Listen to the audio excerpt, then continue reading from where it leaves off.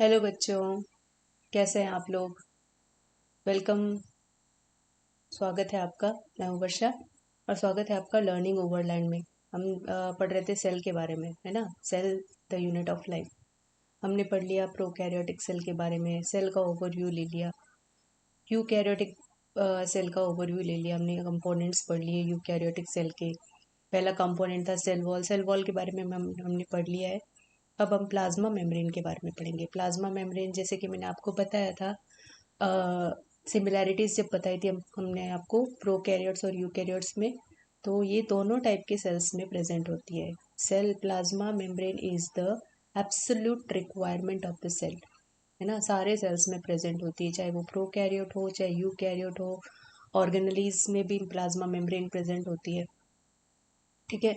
तो हम इसके बारे में पढ़ेंगे, इसके स्ट्रक्चर के बारे में पढ़ेंगे, फंक्शन के बारे में पढ़ेंगे, कौन से मॉडल किसने दिए थे उनके बारे में पढ़ेंगे। के शुरू करते हैं प्लाज्मा मेम्ब्रेन का। पहले थोड़ा सा हम इंट्रोडक्शन ले लेते हैं, क्या होती है प्लाज्मा मेम्ब्रेन। तो बेटा, plasma membrane is the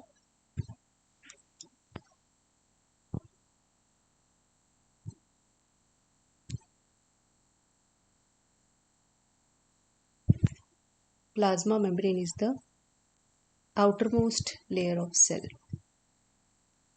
outermost layer of cell ना। एनिमल सेल की आउटर मोस्ट लेयर होती है प्लाज्मा मेम्ब्रेन। प्लांट सेल की आउटर मोस्ट लेयर होती है cell wall. Okay, animal cell में सेल वॉल एब्सेंट होती है। ओके, तो plasma membrane is the outer most layer of cell, ठीक है। अब ये कैसी होती है? It is selectively permeable,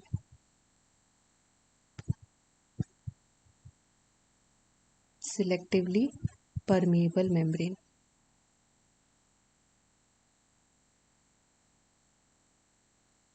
membrane मतलब ये कोई सब्सटेंस को आने देती है, किसी को नहीं आने देती है। सिलेक्टिवली परमिएबल है। सिलेक्टिव सब्सटेंसेस ही अंदर आ सकते हैं, बाकी नहीं आ सकते हैं, ठीक है। This is a selectively permeable membrane. It is the absolute requirement of all the cells. It is absolute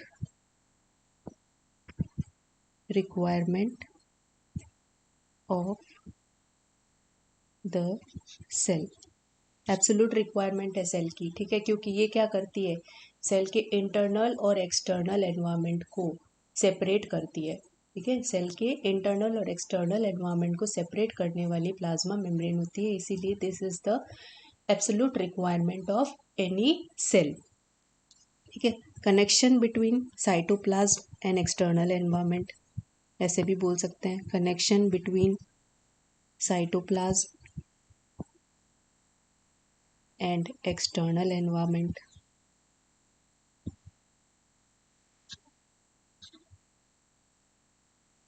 environment, ठीक है। सेमी परमिएबल होती है। एक्सटर्नल और इंटरनल एनवायरनमेंट, सेल के इंटरनल और एक्सटर्नल एनवायरनमेंट को सेपरेट करने वाली होती है, ओके। एब्सोल्यूट रिक्वायरमेंट होती है एवरी सेल की। तो प्लाज्मा मेम्ब्रेन और सेल मेम्ब्रेन क्या होती है, सब में प्रेजेंट होती है, ओके। इसका लेकिन कंपोजिशन, जैसे सेल वॉल में था, सेल वॉल में सबका अलग अलग कंपोजिशन था। जैसे प्लांट सेल में सेल्यूलोज की बनी होती है, फंगस में काइटिन की बनी होती है, लेकिन प्लाज्मा मेम्ब्रेन हर सेल में फॉस्फोलिपिड बाइलेयर और प्रोटीन्स की ही बनी होती है। इनके प्रोपोर्शन अलग अलग होते होंगे, लेकिन इनका कंपोजिशन सेम होता है, सब में ये फॉस्फोलिपिड की ही बनी होती है। तो सबसे पहले बच्चों है ना, डेविसन और डेनियल, ये दो साइंटिस्ट थे। इन्होंने क्या किया था, इन्होंने सैंडविच मॉडल दिया था प्लाज्मा मेम्ब्रेन का।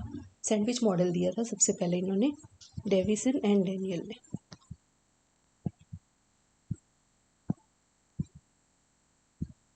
सैंडविच मॉडल दिया था।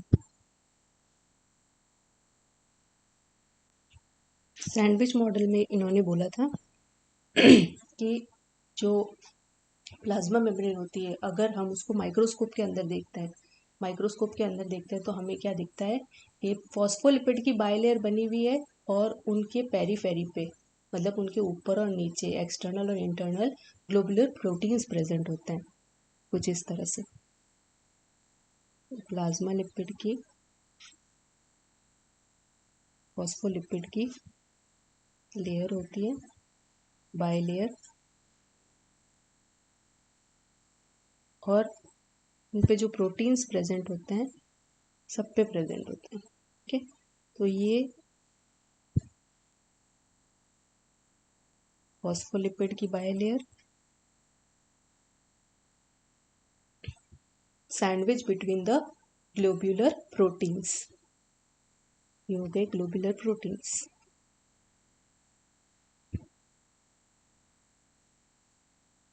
उन्होंने बोला था सिर्फ सरफेस पे प्रोटीन्स प्रेजेंट है, ठीक है, लेकिन बाद में दूसरे साइंटिस्ट आए थे 1972 में। 1972 में आए थे Singer and Nicolson. Singer and Nicolson ने क्या बोला था कि प्लाज्मा मेम्ब्रेन फॉस्फोलिपिड की बनी होती है, फॉस्फोलिपिड बाइलेयर की बनी होती है, नो डाउट उन्होंने इसको अग्री किया था, लेकिन जो प्रोटीन्स होते हैं वो फॉस्फोलिपिड के बीच में धसे हुए भी प्रेजेंट होते हैं, पेरीफेरी पे भी होते हैं, धसे हुए भी होते हैं, कुछ प्रोटीन्स अंदर भी होते हैं। ठीक है, this is the universally accepted model, और इस मॉडल को एक्सेप्ट किया गया था यूनिवर्सली। आज तक भी इसी मॉडल को प्लाज्मा मेम्ब्रेन का जो माइक्रोस्कोपिक जो स्ट्रक्चर है वो इसी मॉडल को वेरीफाई किया गया है, बोला गया है कि यही एक्सेप्ट किया गया है कि सिंगर निकलसन ने राइट बात बोली थी। इनके अकॉर्डिंग क्या था प्लाज्मा मेम्ब्रेन, प्लाज्मा मेम्ब्रेन क्या बना होता है, फॉस्फोलिपिड्स का बना होता है, फॉस्फोलिपिड बाइलेयर। ठीक है,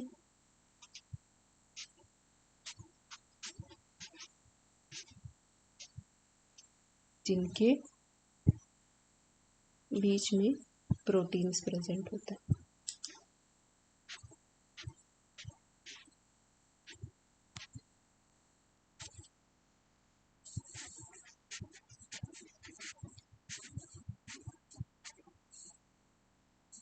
ठीक है,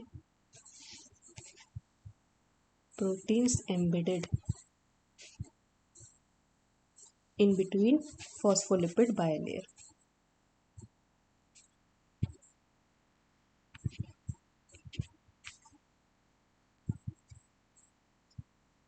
फॉस्फोलिपिड बाइलेयर के बीच में प्रोटीन्स प्रेजेंट होते हैं। ठीक है, पेरी पेरी पे प्रोटीन्स प्रेजेंट होते हैं, अंदर प्रोटीन्स प्रेजेंट होते हैं। ठीक है, तो प्रोटीन्स धसे हुए होते हैं ना। पूरी प्लाज्मा मेम्ब्रेन एक फ्लूइड स्ट्रक्चर है जिसके अंदर मोज़ैक की फॉर्म में बायोमोलिक्यूल्स प्रेजेंट होते हैं, इसीलिए उन्होंने इस मॉडल का नाम रख दिया फ्लूइड मोज़ैक मॉडल। तो इसको बोलते हैं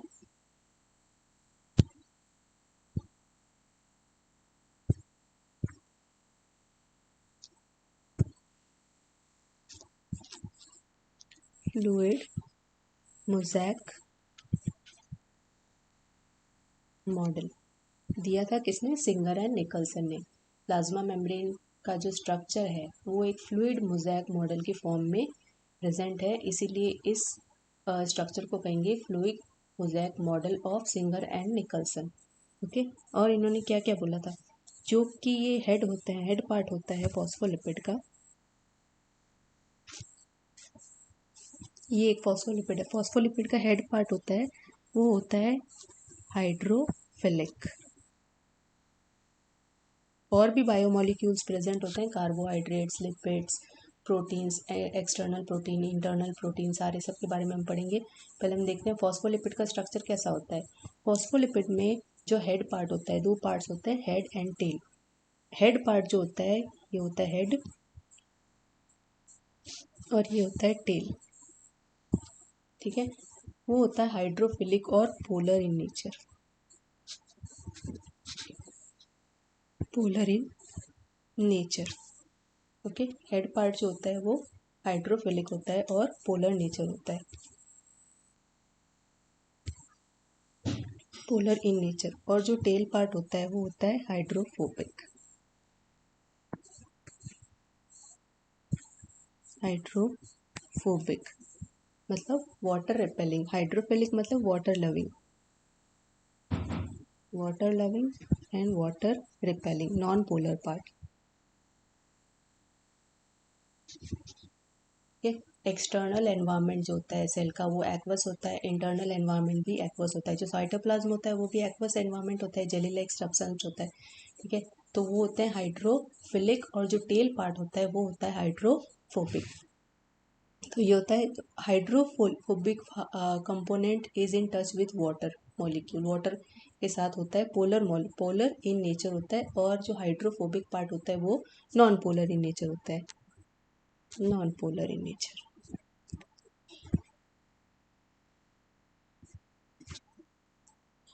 प्रोटीन्स और other biomolecules, glucose, carbohydrates, lipids, ये सारे भी प्रेजेंट होते हैं प्लाज्मा मेम्ब्रेन के अंदर, ठीक है। It is asymmetrical structure. Asymmetrical होती है मतलब क्या होता है, फॉस्फोलिपिड का बड़ा समंदर है, बड़ा समंदर है, उसके अंदर प्रोटीन्स और अदर बायोमोलिक्यूल्स कैसे हैं, आइसबर्ग्स के रूप में, ठीक है। तो इसलिए कहा जाता है, एक लाइन बुक में है, मेंशन की गई है, sea of phospholipids. Plasma membrane is a sea of phospholipids in which all biomolecules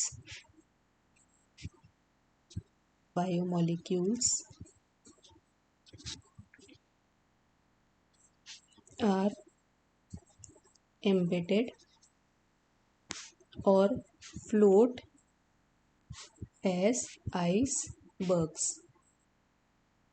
icebergs की तरह फ्लोट करते हैं, एम्बेडेड होते हैं। हम स्ट्रक्चर देखेंगे इसका, 3D स्ट्रक्चर देखेंगे, उसमें आपको सारा समझ में आ जाएगा कि किस तरह से फ्लोट करते हैं, ओके। किस तरह से लिपिड बाय लेयर के अंदर मॉलिक्यूल्स प्रेजेंट होते हैं। प्रोटीन्स, ये देखिए, ये स्ट्रक्चर मैं आपको बताती हूँ।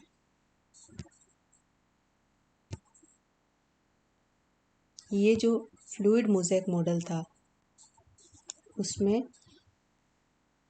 ये एक टेक्निक है, फ्रीजिंग टेक्निक। फ्रीजिंग टेक्निक से ये प्रूव हो गया था कि प्लाज्मा मेम्ब्रेन के अंदर प्रोटीन्स ऐसे धसे हुए हैं, ठीक है। प्रोटीन्स ऐसे धसे हुए हैं, क्या किया था, अपर लेयर और लोअर लेयर को फ्रीजिंग टेक्निक से अलग अलग कर दिया गया था, 2 लेयर्स में डिवाइड कर दिया गया था, ठीक है। तो ऐसे वो खुली, ऐसे खुलने के बाद में क्या हुआ कि दिखाई दिया कि अंदर, माइक्रोस्कोप के नीचे दिखाई दिया कि अंदर वाकई में प्रोटीन के मॉलिक्यूल्स कैसे प्रेजेंट है, जैसे कि समंदर में आइसबर्ग्स फ्लोट कर रहे हैं वैसे प्रेजेंट है, ठीक है। ऐसे दिखाया गया था। तो ये प्रूव करता है कि फ्लूइड मोज़ेक मॉडल एकदम सही है, ओके। प्रोटीन्स और लिपिड्स कैसे प्रेजेंट होते हैं,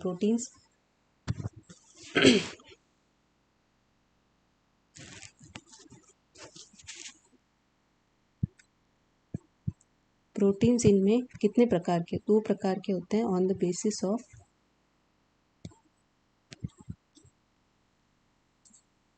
of function and on the basis of ease of attraction।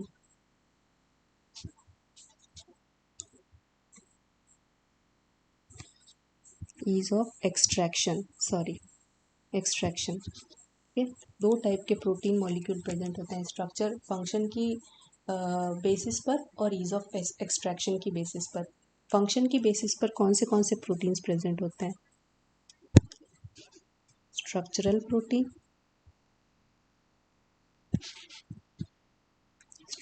Protein, enzymatic proteins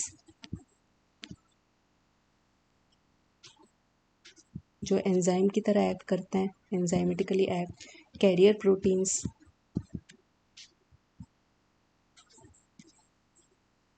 proteins, और ईज ऑफ एक्सट्रैक्शन 2 तरह के, इंट्रिंसिक और एक्सट्रिंसिक, और एक्सट्रिंसिक।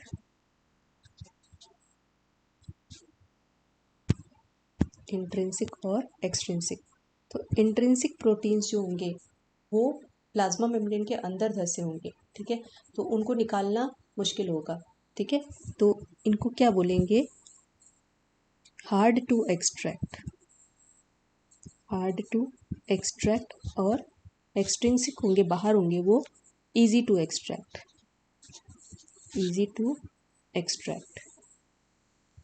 वो आराम से बाहर निकल सकते हैं। ठीक है, तो क्या होता है, जो पेरिफेरल प्रोटीन्स होते हैं, ये तो हो गई ease of extraction. Peripheral proteins भी प्रेजेंट होते हैं प्लाज्मा मेम्ब्रेन में। मैंने आपको बताया था पेरीफेरी पे भी प्रेजेंट होते हैं, ये हमने बताया था पेरिफेरल प्रोटीन। ये जो प्रोटीन होता है, इनके ऊपर और भी बायोमोलिक्यूल्स जुड़ते हैं। शुगर जुड़ जाती है, कोवेलेंटली जुड़ते हैं कोवेलेंट बॉन्ड के थ्रू पेरिफेरल प्रोटीन पर। ठीक है, जो पेरिफेरल प्रोटीन्स होते हैं, पेरिफेरल प्रोटीन्स पर कोवेलेंट बॉन्ड फॉर्म करते हुए शुगर जुड़ती है कोवेलेंट बॉन्ड से एट शुगर मॉलिक्यूल, दस फॉर्मिंग शुगर मॉलिक्यूल जुड़ जाता है और क्या बनता है, ग्लाइको प्रोटीन, है ना। जब पेरिफेरल प्रोटीन पे शुगर का मॉलिक्यूल जुड़ जाएगा तो उसे हम कहेंगे ग्लाइकोप्रोटीन। इसी तरह से लिपिड की लेयर पे भी कुछ शुगर मॉलिक्यूल्स जुड़ जाते हैं, कार्बोहाइड्रेट जुड़ जाते हैं, तो हम उसे कहेंगे ग्लाइकोलिपिड। ठीक है, lipid plus sugar forms glycolipid. Glycolipid इससे समझेंगे हम प्लाज्मा मेम्ब्रेन का। ये हमारा प्लाज्मा मेम्ब्रेन का स्ट्रक्चर।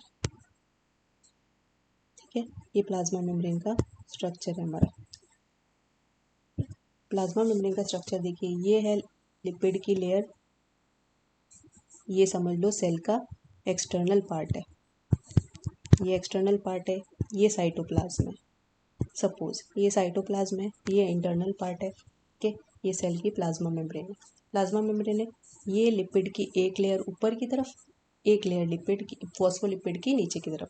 ये प्रोटीन्स है, कौन से प्रोटीन्स है, जो फॉस्फोलिपिड बायलेयर के बीच में बैठे हुए हैं। ठीक है, इनको धसे हुए हैं, embedded in between the phospholipid bilayer. ये होता है इंटीग्रल प्रोटीन, इंट्रिंसिक प्रोटीन, जो निकालने में मुश्किल होती है। ईज ऑफ एक्सट्रैक्शन के हिसाब से ये हार्ड टू एक्सट्रैक्ट होता है। ठीक है, इनके ऊपर ये शुगर की साइड चेन जुड़ गई, तो इसे हम क्या बोलेंगे, ग्लाइकोप्रोटीन। ग्लाइकोप्रोटीन लिपिड है, लिपिड के ऊपर अगर ये जुड़ जाती है कार्बोहाइड्रेट की चेन, तो इसको बोलेंगे ग्लाइकोलिपिड। ये पेरिफेरल प्रोटीन्स है, ये देखिए ये फ्लूइड नेचर की है लिपिड की लेयर। ठीक है, इसके अंदर ये कैसे हैं, ये जुड़े हुए, ये है प्रोटीन के मॉलिक्यूल्स। प्रोटीन के मॉलिक्यूल्स कुछ अंदर है, कुछ बाहर है, कुछ पेरीफेरी पे है। इस तरह से ये मॉडल है। कोलेस्ट्रॉल भी प्रेजेंट है। कोलेस्ट्रॉल क्या करता है, cholesterol provide stability to the plasma membrane. Plasma membrane को स्टेबिलिटी प्रोवाइड कराने के लिए कोलेस्ट्रॉल के मॉलिक्यूल्स भी प्रेजेंट है। पेरिफेरल प्रोटीन हो गए, इंट्रिंसिक प्रोटीन हो गए, एक्सट्रिंसिक प्रोटीन हो गए, सारे कुछ हो गए। ठीक है, इस तरह से ये स्ट्रक्चर है प्लाज्मा मेम्ब्रेन का। लिपिड और प्रोटीन का जो भी प्रपोर्शन होता है वो सब में अलग अलग होता है। ये स्पेसिफिक होता है सेल टू सेल। किसी में लिपिड ज़्यादा प्रेजेंट होता है, किसी में प्रोटीन ज़्यादा प्रेजेंट होता है।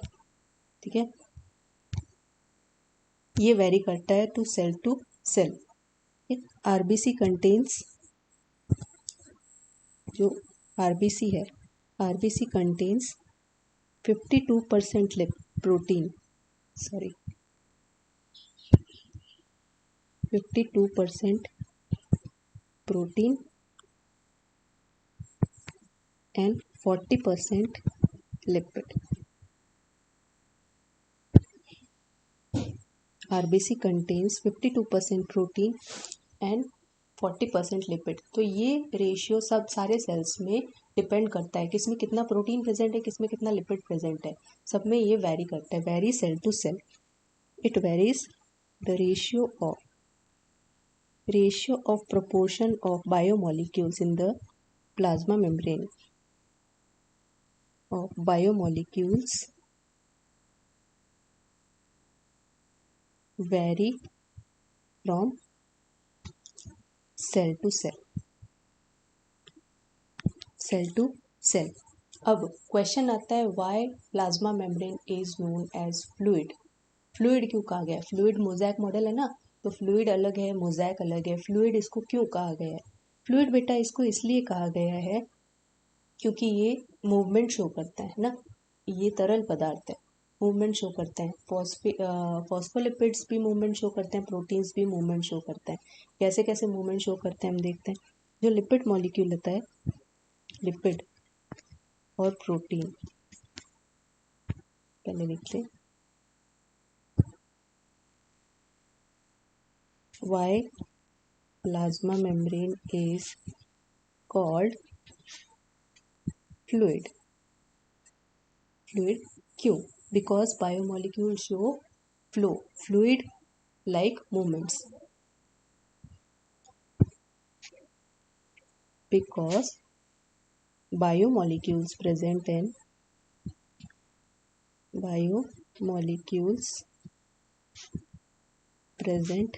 in plasma membrane shows fluid like movement, fluid like motion।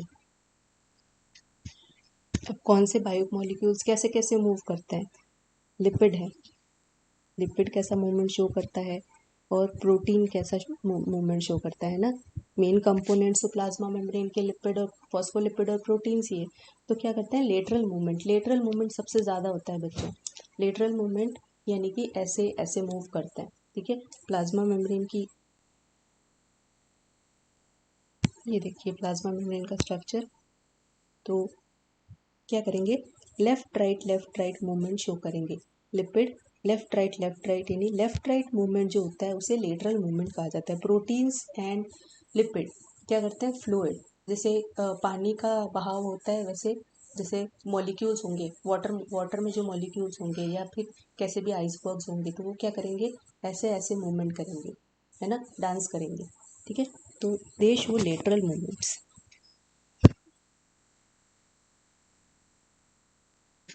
Lateral movement, lateral movement कितनी बार करते हैं? 10⁻7 टाइम्स पर सेकेंड, टाइम्स पर सेकेंड, ठीक है। ये प्रोटीन्स भी ये शो लेटरल मूवमेंट, ये भी लेटरल मूवमेंट शो करेंगे, लेटरल मूवमेंट शो करेंगे, ओके। स्मॉल इन साइज है, lipid molecule small in size है, तो ये फ्लिप फ्लॉप मूवमेंट भी शो करेंगे, लेटरल मूवमेंट भी शो करेंगे, फ्लिप फ्लॉप। क्वेश्चंस पूछे जाते हैं फ्लिप फ्लॉप मूवमेंट कौन शो करता है, लेटरल मूवमेंट कौन शो करता है, रोटेशनल मूवमेंट कौन शो करता है, तो सब बताऊंगी मैं आपको। लेटरल मूवमेंट तो दोनों फॉस्फेट लिपिड भी शो करता है और प्रोटीन्स भी शो करता है। फ्लिप फ्लॉप मूवमेंट जो होता है वो सिर्फ लिपिड शो करता है। Only flip flop movement is shown only by lipids. क्यों? फ्लिप फ्लॉप में क्या होता है? फ्लिप फ्लॉप मूवमेंट में क्या होता है बेटा? पूरे उल्टे हो जाता है, ठीक है।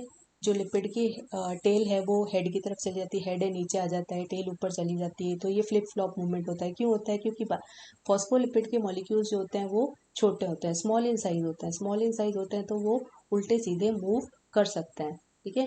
Flip flop movement shows by lipid molecule. लेकिन प्रोटीन के मॉलिक्यूल्स बड़े होते हैं, भारी होते हैं, ठीक है, बिग इन साइज होता है, तो वो फ्लिप फ्लॉप मूवमेंट शो नहीं करते हैं। Never shows flip flop movement, flip flop movement वो शो नहीं करेंगे। Flip flop movement shown by lipids because of their small size, because of their small size, और because of their large size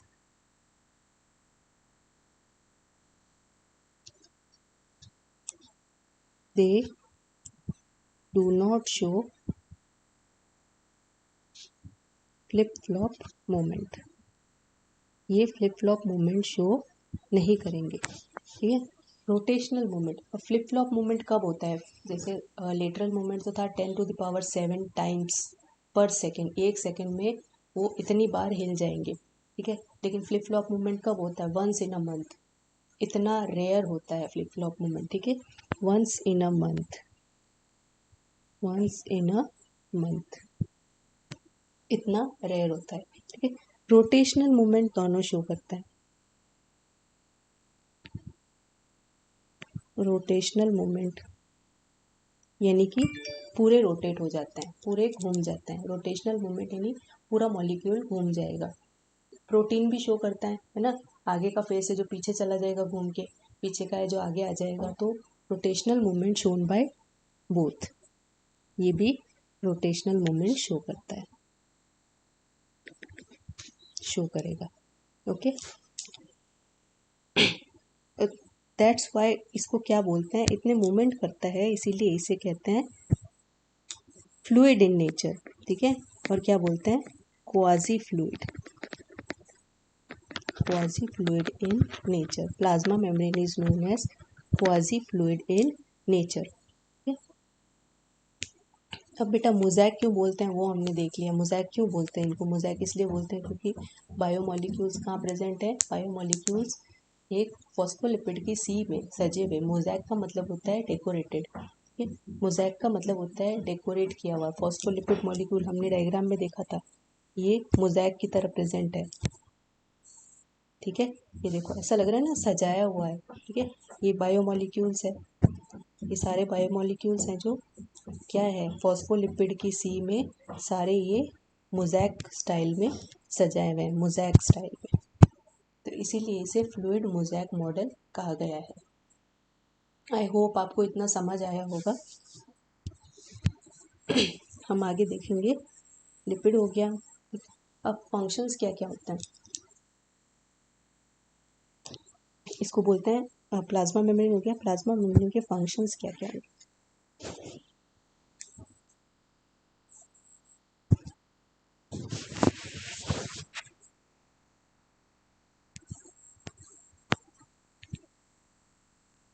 functions of plasma membrane. Selectively permeable membrane है ना, ये selectively permeable membrane है तो क्या करेगी, entry और exit को कंट्रोल करेगी। एंट्री और एग्जिट को कंट्रोल करेगी किसके, कोई भी सब्सटेंसेस के, है ना। अंदर आना है, किसको अंदर आना है, किसी को नहीं आता है। सिलेक्टिवली परमिएबल मेम्ब्रेन है तो ये क्या करती है, सबसे पहले तो ये क्या करेगी, हाँ, regulate entry and exit of substances because it is semi permeable, selectively permeable in nature. Selectively permeable है, selectively permeable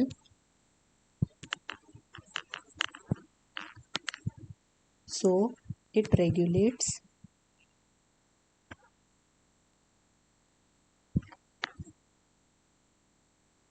entry and exit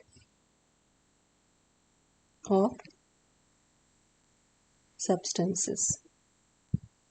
ठीक है, और it is physical barrier between environment and cytoplasm. Environment और cytoplasm के बीच का physical barrier है तो ये प्रोटेक्शन का भी काम करेगा। आउटर मोस्ट लेयर है तो क्या होता है, सारे सब में देख लो, आउटर मोस्ट लेयर है तो क्या काम करेगी, प्रोटेक्शन का काम करेगी। ठीक है, provides protection and work as physical barrier between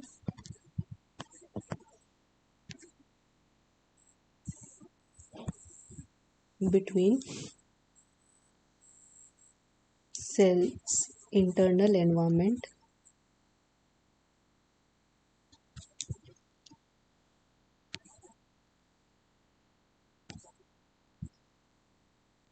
and external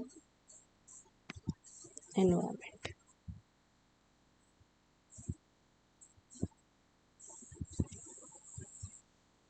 अब नेक्स्ट है provide shape to the cell. Shape provide करेगी सेल को, सेल का पोटेंशियल बनाए रखेगी।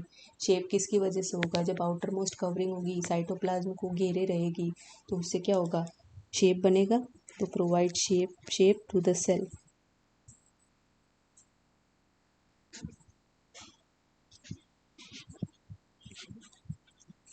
To the cell.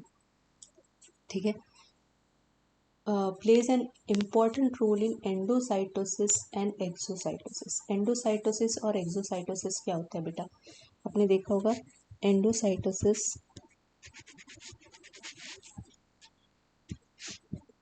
And exocytosis. Endocytosis क्या होता है? जब कोई भी फॉरेन पार्टिकल या फूड पार्टिकल सेल से अंदर आएगा, सेल उसको ईट करेगा, है ना, तो उस प्रोसेस को कहेंगे एंडोसाइटोसिस। देखा था हमने अमीबा के अंदर,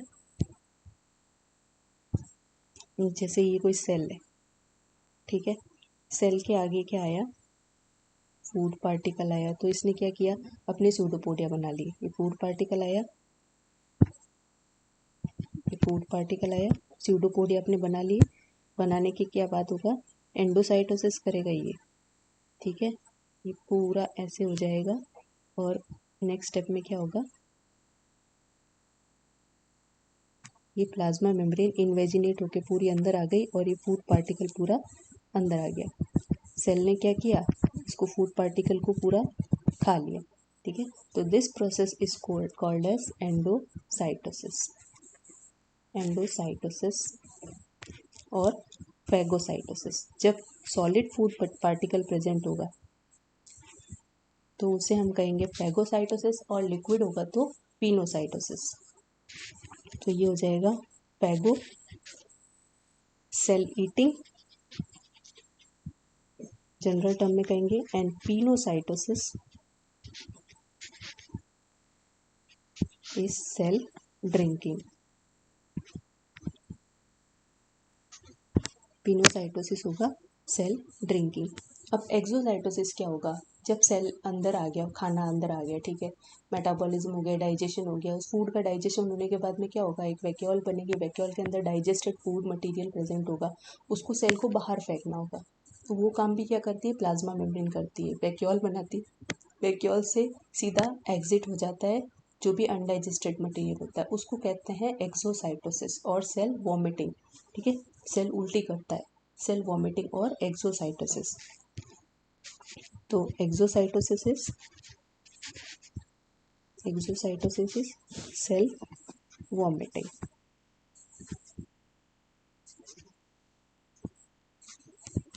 सेल वॉमिटिंग। इंटरसेल्यूलर जंक्शंस भी प्लाज्मा मेम्ब्रेन से बनेंगे, है ना।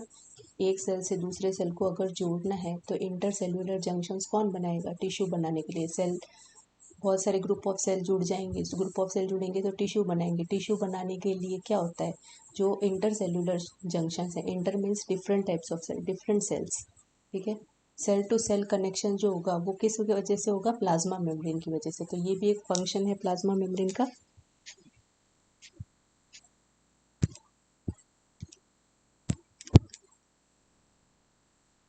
फॉर्मेशन ऑफ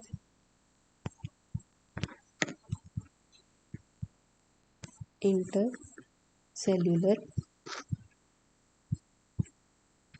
जंक्शंस, ठीक है। ये एक सेल है, ठीक है, ये सेल की प्लाज्मा मेम्ब्रेन है, ठीक है। तो ये जुड़ेगा cell to cell, cell to cell, cell to cell जुड़ेगा तो प्लाज्मा मेम्ब्रेन, ये पूरा सेल टू सेल जुड़ के क्या बनेगा? टिश्यू बनेगा। टिश्यू बनाने के तो यहाँ पे होंगे इंटरसेल्यूलर जंक्शंस।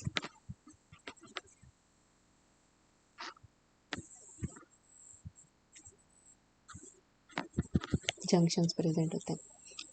और ये क्या करता है? एक्टिव और पैसिव मूवमेंट भी शो करता है। एक्टिव मूवमेंट भी शो करता है और पैसिव मूवमेंट भी शो करता है। एक्टिव और पैसिव के बारे में हम देखेंगे।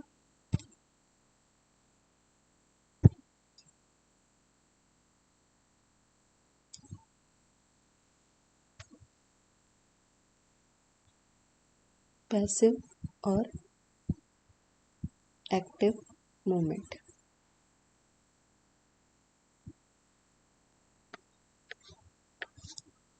पैसिव मूवमेंट क्या होता है? जिसमें एनर्जी नहीं लगती है ना। पैसिवली जो चले जाते हैं सेल के अंदर, ट्रांसपोर्टेशन जिसको बोलते हैं, transport of substances inside the cell. Selectively permeable है, वाटर को आने देगी अंदर, ऑक्सीजन को आने देगी, पैसिवली आने देगी, उसमें कोई एनर्जी हमें नहीं लगेगी, ठीक है। लेकिन सोडियम पोटेशियम पंप है, उसमें एनर्जी की रिक्वायरमेंट होती है, ठीक है। देखते हैं ना, न्यूरो में पढ़ेंगे हम सोडियम पोटेशियम पंप के बारे में। उसमें क्या होता है? एटीपी की ज़रूरत होती है। तो क्या होता है? सेल के अंदर जो ट्रांसपोर्ट होगा, ट्रांसपोर्ट किसके थ्रू होगा? प्रोटीन्स के थ्रू होगा। तो प्रोटीन्स के थ्रू होने के लिए भी एनर्जी करेंसी लगती है, एटीपीज लगते हैं। तो उसे कहेंगे एक्टिव ट्रांसपोर्ट, और पैसिव ट्रांसपोर्ट होगा जो ऑस्मोसिस के थ्रू होगा, ठीक है। पैसिव किसके थ्रू होगा? मूवमेंट ऑफ वाटर मॉलिक्यूल कैसे पैसिवली होगा? वो मूवमेंट ऑफ वाटर मॉलिक्यूल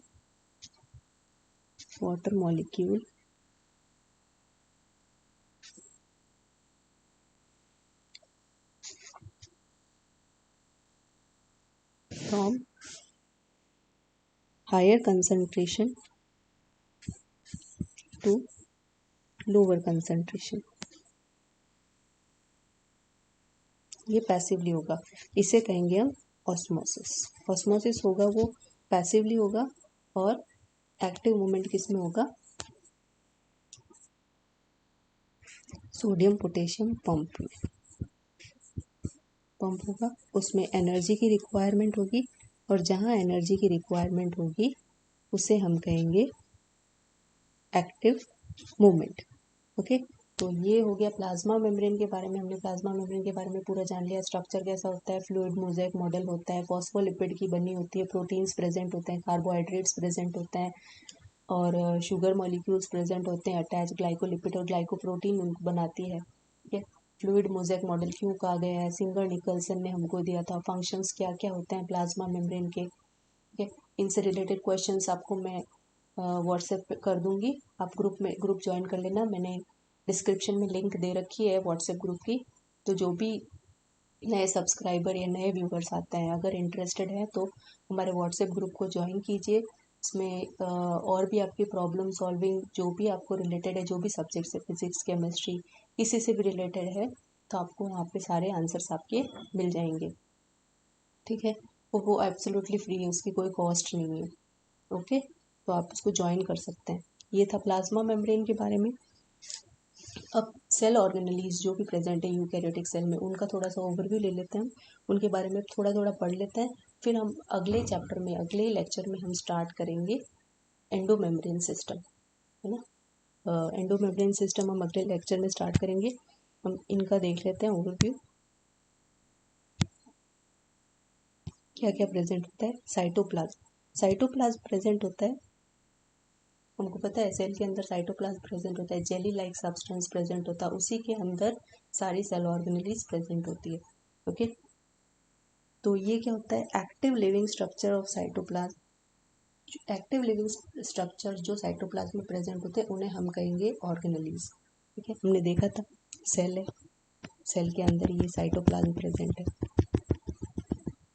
ठीक है। उसके अंदर न्यूक्लियस प्रेजेंट है, ये न्यूक्लियस प्रेजेंट है, ये साइटोप्लाज्म है, साइटोप्लाज्म के अंदर ऑर्गेनेलीज प्रेजेंट है, डिफरेंट डिफरेंट ऑर्गेनेलीज प्रेजेंट है, वैक्यूल प्रेजेंट है, सब कुछ प्रेजेंट है। तो साइटोप्लाज्म क्या करता है? It is a jelly like substance found between cell membrane और न्यूक्लियस। सेल मेम्ब्रेन और न्यूक्लियस को साइटोप्लाज्म में इंक्लूड नहीं करेंगे। Jelly like substance present between cell membrane and nucleus is known as cytoplasm. Cytoplasm के बारे में हो गया, ठीक है। इसको हाइलोप्लाज्म भी बोलते हैं। देखा यहाँ पे है ग्राउंड प्लाज्मा और हाइलोप्लाज्म, साइटोसोल, ठीक है। नेक्स्ट ऑर्गेनेली कौन सी है? न्यूक्लियस। न्यूक्लियस क्या है? Nucleus is boss of cell, ठीक है। न्यूक्लियस क्या है? बॉस ऑफ सेल, सेल का बॉस है न्यूक्लियस। न्यूक्लियस में क्या प्रेजेंट होता है? ये हमारा सेल है, ठीक है। सेल के अंदर न्यूक्लियस प्रेजेंट है, न्यूक्लियस के अंदर क्या प्रेजेंट है? जेनेटिक मटेरियल प्रेजेंट है, डीएनए वगैरह सारे कुछ न्यूक्लियस के अंदर ही प्रेजेंट होते हैं। न्यूक्लियर मेम्ब्रेन जो होती है वो डबल मेम्ब्रेन स्ट्रक्चर होता है, ठीक है। उसके अंदर पोर्स प्रेजेंट होते हैं। सिर्फ एक ओवरव्यू देख रहे हैं, मैं आपको डिटेल में नहीं समझा रही हूँ। डिटेल में हम एंडोमेम्ब्रेन सिस्टम पढ़ेंगे, न्यूक्लियस को भी हम अलग से पढ़ेंगे। सिर्फ छोटा छोटा छोटा छोटा जो भी प्रेजेंट होता है साइटोप्लाज्म के अंदर। यूकैरियोटिक सेल हम पढ़ रहे हैं ना, यूकैरियोटिक सेल का ओवरव्यू देख रहे हैं। तो यूकैरियोटिक सेल में कौन सी ऑर्गेनेलीज होती है, कौन सी हमको पढ़नी है, वो हम देखेंगे। न्यूक्लियस क्या है? डबल मेम्ब्रेन ऑर्गेनेली है, ये भी इसको ऑर्गेनेलीज में काउंट करेंगे। लार्जेस्ट ऑर्गेनेली है ये, ठीक है। यूकैरियोटिक सेल के अंदर न्यूक्लियोलस, एक स्फेरिकल बॉडी और प्रेजेंट होती है न्यूक्लियोलस, उसमें कोई मेम्ब्रेन नहीं होती, वो मेम्ब्रेन बाउंड नहीं होता है। न्यूक्लियोलस मेम्ब्रेन बाउंड नहीं होता है। हेरिडिटरी यूनिट सारी कुछ इसमें से होती है। ये कंट्रोलिंग यूनिट ऑफ सेल कह सकते हैं इसको, ठीक है। ब्रेन ऑफ सेल कह सकते हैं न्यूक्लियस को। डीएनए और जेनेटिक इंफॉर्मेशन सारी इसमें ही प्रेजेंट होती है, न्यूक्लियस में प्रेजेंट होती है। नेक्स्ट ऑर्गेनेली है एंडोप्लाज्मिक रेटिकुलम। न्यूक्लियर मेम्ब्रेन जो होती है, न्यूक्लियर मेम्ब्रेन होती है, उससे ओरिजिनेट होती है एंडोप्लाज्मिक रेटिकुलम। सिस्टर्नी प्रेजेंट होती है, ठीक है। इसके ऊपर राइबोसोम्स प्रेजेंट होता है। राइबोसोम्स क्या करते हैं? Ribosomes are the protein factory, protein बनाने में काम आता है राइबोसोम्स, ठीक है। तो ये कहाँ से ओरिजिनेट होती है? ये देखिए, ये हमारा न्यूक्लियस है, ये हमारा न्यूक्लियस है। न्यूक्लियस की जो आउटर मेम्ब्रेन है, आउटर मेम्ब्रेन के अंदर से ये जो सिस्टर्नी फॉर्म होगी, ये क्या बनाएगी? ईआर, नेटवर्क लाइक प्रोजेक्शन, ठीक है। नेटवर्क जो बनाता है एंडोप्लाज्मिक रेटिकुलम, एंडोप्लाज्मिक यानी कि प्लाज्मा के अंदर का नेटवर्क लाइक फॉर्मेशन, उसे हम कहेंगे एंडोप्लाज्मिक रेटिकुलम। एंडोप्लाज्मिक रेटिकुलम के ऊपर राइबोसोम्स प्रेजेंट होंगे। दो टाइप के एंडोप्लाज्मिक रेटिकुलम होते हैं, rough endoplasmic reticulum and smooth endoplasmic reticulum. Rough होगा तो उसके अंदर राइबोसोम्स प्रेजेंट होंगे, और स्मूथ होगा तो उसके अंदर राइबोसोम्स प्रेजेंट नहीं होंगे, वो एब्सेंट होंगे। नेक्स्ट हमारी ऑर्गेनेली आती है माइटोकॉन्ड्रिया। ये भी डबल मेम्ब्रेन स्ट्रक्चर होता है, ठीक है। इसको हम एनर्जी करेंसी का मतलब store house of power house of cell कहते हैं, क्योंकि ये एटीपीज बनाने का काम करता है। नेक्स्ट आती है प्लास्टिड्स। प्लास्टिड्स क्या होते हैं? डबल मेम्ब्रेन ऑर्गेनेली होते हैं, जो कि प्लांट्स में और एल्गी में पाए जाते हैं, ठीक है। क्लोरोप्लास्ट, ल्यूकोप्लास्ट, ये सबको हम प्लांट सेल के अंदर पढ़ेंगे। क्लोरोप्लास्ट के बारे में पढ़ेंगे। क्लोरोप्लास्ट क्या करता है? फोटोसिंथेसिस का काम करता है। प्लांट्स के अंदर प्रेजेंट होता है, एनिमल्स के अंदर ये एब्सेंट होता है। राइबोसोम्स कहाँ प्रेजेंट होते हैं? राइबोसोम्स सबसे ज़्यादा प्रेजेंट होता है साइटोप्लाज्म में भी प्रेजेंट होता है, और ईआर पे भी प्रेजेंट होता है। साइटोप्लाज्म में भी फुल राइबोसोम्स प्रेजेंट होते हैं। यूकैरियोटिक सेल में 80S राइबोसोम्स प्रेजेंट होते हैं। जो लार्जर यूनिट होती है, 80S की लार्जर यूनिट होती है, वो